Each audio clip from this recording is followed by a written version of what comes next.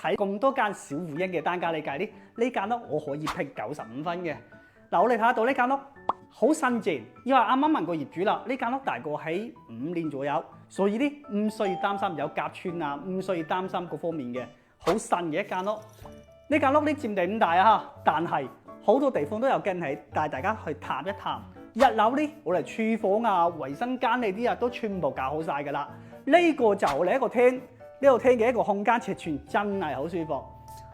帶大家上去2樓探一探。呢度我哋2樓嘅位置啦。2樓呢，我哋係做咗一個超大嘅主人房嚟嘅。咁呢係大套間房，呢個位置係唔係好舒服？而且我哋睇得到啊，我哋採光空間亦都係非常之合適嘅。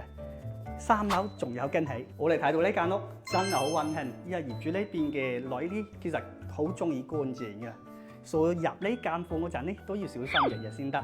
咁呢間房呢，我哋發現到同埋2樓嘅一個空間尺寸一樣嘅，所以呢間屋係有2間大主套，衛生間喺呢個位置。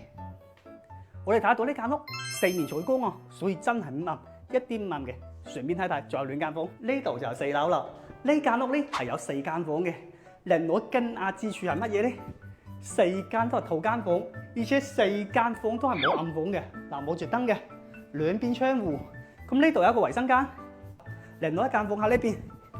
嗱呢間房咧雖然唔係方方正正，但係啲做榻榻米俾小朋友用一個書房亦都 OK 嘅，亦都係帶衛生間嘅。所以4間房4間套房，100萬啫喎！你點揾啊？順便仲有一個陽台俾你使啊！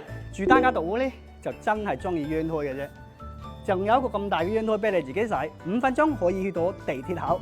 咁呢間屋100萬，你會考慮嗎？